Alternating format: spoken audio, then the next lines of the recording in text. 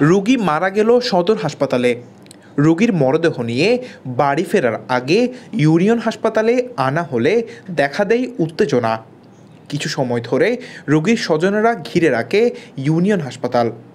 অবশেষে পুলিশ এসে পরিস্থিতি নিয়ন্ত্রণে আনে। স্বজনদের অভিযোগ, মহেশখালীর বাসিন্দা ইফতেখার হোসেনের স্ত্রী আফসানা ফরিদ শিলা গর্ভবতী অবস্থায় গত 22 তারিখ রাতে ভর্তি হয় কক্সবাজার ইউনিয়ন হাসপাতালে। রক্তশূন্যতার কারণে তাকে প্রথমে রক্ত দেয়া হয় এবং রাতে প্রসব বেদনা উঠায় হাসপাতালের নার্স ও ডাক্তার ডেলিভারি করায়। তবে রক্তক্ষরণ বন্ধ না হওয়ায় সদর হাসপাতালে প্রেরণ করা হলে সেখানে দুদিন চিকিৎসাধীন অবস্থায় লাইফ সাপোর্টে থাকার পর বুধবার সন্ধ্যায় নবজাতক সন্তান রেখে মারা যায় গৃহবধূ শিলা।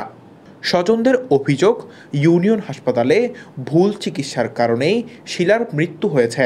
প্রথম অপারেশন করে নাই, প্রথম কি করে ডেলিভারি করছে কি নার্স দিয়া এই নার্স কি নাম আমি নামটা জানি না, সুমা, আরেকটা রিমানি কি, আরেকটা পুরুষ, তিনজন আমার ছেলে জানে। ডাক্তার ছিল না।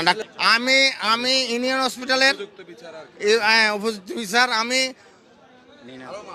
রিনা, তারপরে আরো মা বাবার বুকারি যখন না হয়, আমার মেয়ে যেরকম গেছে, আমি কোনো গুণাগারি চাই না, আমি কিছু চাই না, আমি এদের শাস্তি চাই, সুস্থ বিচার চাই।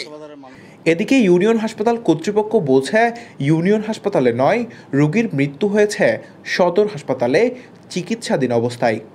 কোনো ভুল চিকিৎসা করা হয়নি এবং অবহেলাও করা হয়নি, বরং রোগীর সব চিকিৎসার বিষয়ে তার স্বামীর সম্মতি নেওয়া হয়েছে।